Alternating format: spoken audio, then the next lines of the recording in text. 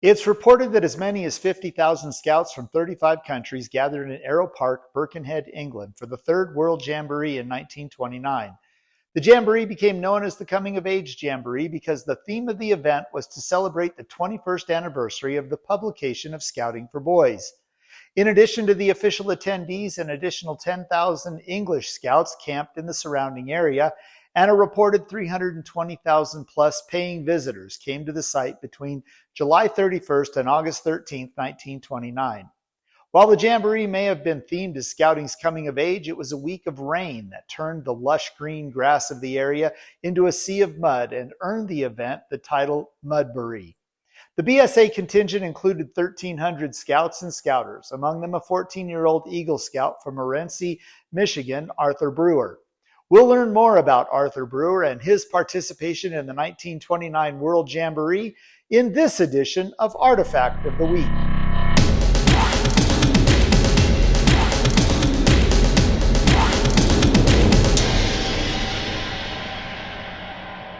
Arthur Nelson Brewer Jr. was born on July 6, 1914 in Victor, Colorado to Arthur and Genevieve Brewer.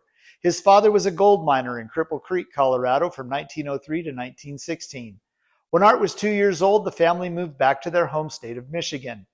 Art's brother Wilson was born on October 30th, 1918, and his father, Art Sr., died during the Spanish flu epidemic 10 days later on November 9th in River Rouge, a suburb of Detroit.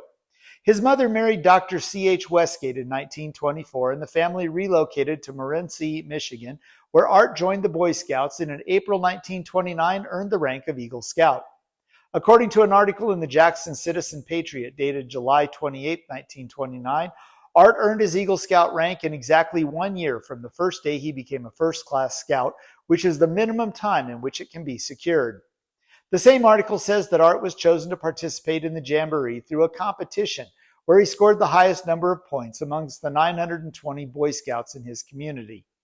Recently, the museum was contacted by Carolyn Brewer, one of Art's relatives, who offered to send us several items related to his trip to the World Jamboree.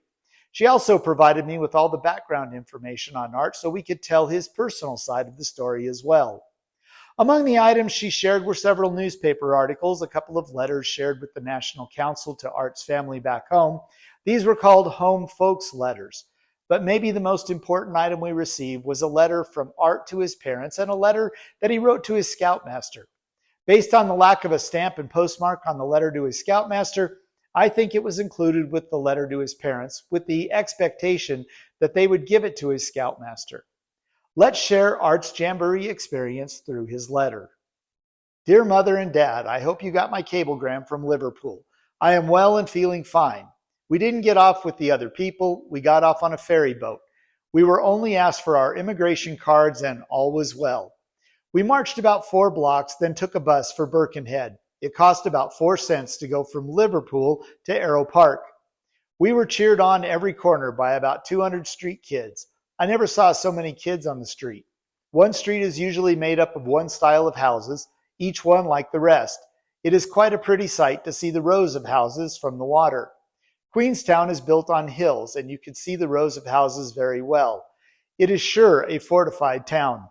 When we got to Arrowe Park, we marched in a gate for about a quarter mile and then turned around and went out again and entered by another gate.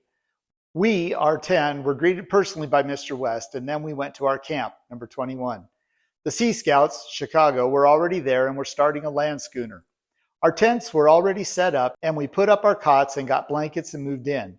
We just had candy, etc. for supper, and about 4 a.m. in the morning I was quite sick, but this only lasted about a half an hour. We got up around 8 in the morning, and I felt fine. It was a full day Monday for us. We got up about 8 o'clock, I've told you twice, and started making camp. We got grub for dinner, and by nightfall we had our camp all organized. We thought this was pretty good. We have 8 tents, 2 small ones and 6 large ones. This is a diagram of our camp. I am in number 2 tent. The X's are cook tents. They are just simply one fly with no walls and etc. We had our camp put up and running in 24 hours. I think that's a good record. We got in camp about 4 in the afternoon, and the next day was spent in getting acquainted. I did a little trading. I traded belts with an English scout and then had to trade with an American scout to get an official belt. I have an English belt now, though. Wednesday the 29th, official opening of the Jamboree. We got up about 7:30 and had breakfast. We, or rather the Sea Scouts, finished the land schooner. We cleaned up camp, etc., a big job, and then got ready for the afternoon. It was so late that we didn't get any dinner. We lined up and marched to the arena about 12:30. We waited until 2:30 and then we were reviewed by Sir Robert Baden-Powell. But first of all, Sir Robert blew on the kudu horn, which called the first Boy Scouts together nearly 20 years ago. It was a big parade. It took an hour and a half for all the countries to pass review. After that, there were some marching and dancing by foreign countries. We got back to camp about 4:30 and then had dinner. We had roast beef and mashed potatoes. Boy, it was good. I slept fine and felt all right. I did a little trading today and a lot of walking. We went down to the French camp. I'll tell you about it. Matt Browning and myself went down. We walked along and met 2 French scouts. He talked French to them, and we had a very good time. Then we went on and we went through the Irish camp, the Scotch camp, and part of the French camp. We wanted to trade, so we said so, and they wanted to know what we had.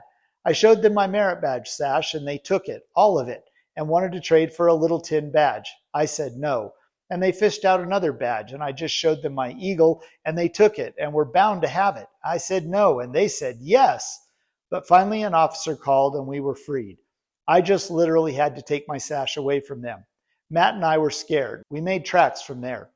While on the way back, we saw some Englishmen playing rugby. They have a ball similar to a football, only not so long and bigger around. They put it on the ground and make a ring around it. Then they put their arms on each other's back and push and kick until the ball is out of the ring. Then they run with it and kick it and everything. I can't see any sense to it. We came back then and we were very happy. I slept fine Wednesday night. Thursday, we got up at 7 and had a dandy breakfast. We cooked it. After breakfast, we washed dishes and peeled spuds. We got done about 10 o'clock and I went walking and didn't see much. That is nothing I hadn't seen before. At 11 o'clock, we went back and helped get dinner. About 2, we went to the arena and put on a first aid demonstration, our Cedric group, and the others put on an Indian dance and pine tree patrol demonstration, pitching of camps and breaking of camp. Some built a tower out of scout staves about 20 feet high, and a scout got on top and signaled. We got back to camp about 4:30. We went to bed about 11. It doesn't get dark here until about 10 at night.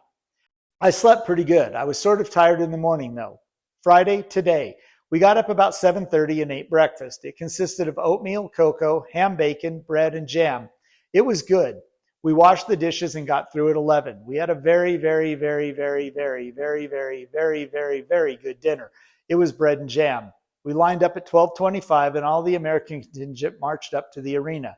At about 2, the Prince of Wales arrived, and at 1:30, General Dawes came. He, General Dawes, came by us and stood about 5 to 10 feet from me. He had his old underslung pipe. I liked him.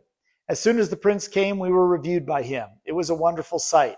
All the American scouts pulled out silk flags as they passed the reviewing stand. We got out about 3:30.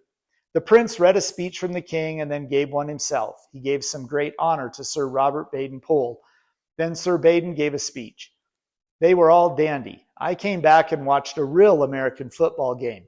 Then I got pen and paper and started writing this letter. It is about 8 o'clock now. On my next letter, I'll tell you about some of the personnel of the camp. I forgot that I've been on guard duty once. I guarded the camp and was host. I hope that you are doing well. I'm going to write every day from now on if it's 2 in the morning. P.S.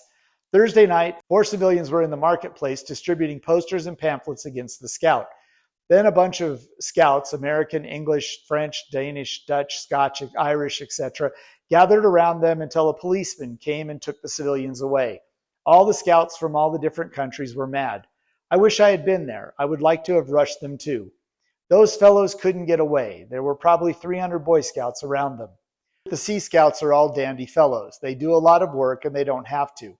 Mr. Clef, their skipper, is a dandy fellow. I got 2 letters from you today, the typewritten one and the one with pictures in it.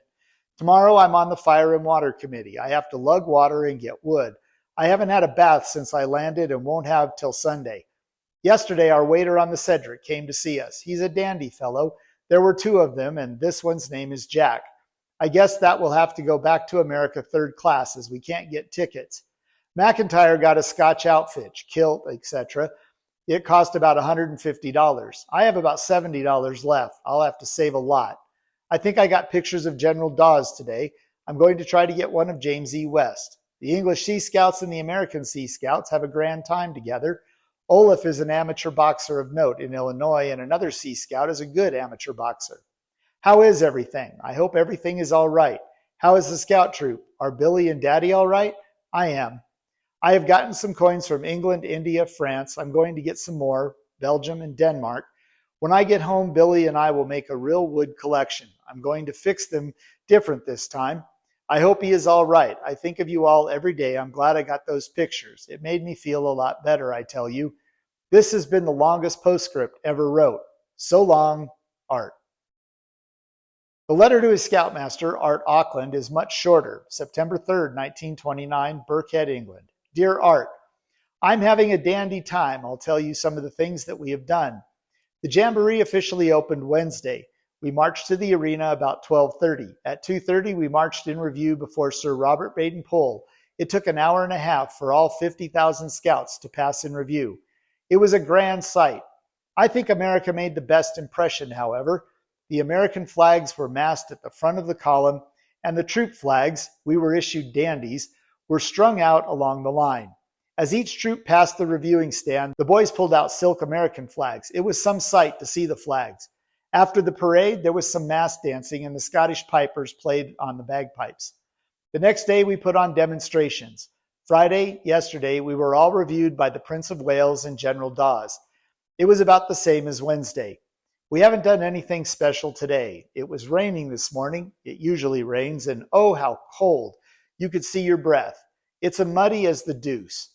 We have about the best place in camp, I think. The food is dandy. We have some Sea Scouts from Chicago with us, and they have rigged a land schooner. It looks jolly good. I've got souvenirs from several different countries. There are about 30,000 British Scouts here, including all of Britain's dominions. I am on the fire and water squad today and have got to chop some wood. I hope all is well with the troop. So long, Art, Brewer. P.S. Give my regards to the fellows and the goat. Following his trip to the World Jamboree, Art returned home, where he graduated from Morenci High School in 1932. Art studied forestry and biology at Michigan State University in Lansing and graduated in 1938. On July 31, 1939, Art married his high school sweetheart, Margaret Roricken. In 1943, Art joined the U.S. Army, where he graduated from the photography school of the Army Air Force's Technical Training School in Lowry Field in Colorado. During his time in the Army, Art installed cameras in planes used for reconnaissance. After the war, Art returned to Morenci and taught at Blissfield High School. On August 13, 1948, Art and Margaret had their only child, a son, Michael. In the summer of 1962, Art again graduated from Michigan State University. Margaret died on March 3, 1984, and Art retired from Blissfield High School at the end of the school year. He moved to Castle Rock, Colorado to be near his son and his grandson, Michael Arthur Brewer, who was born in 1983 and died in 2023.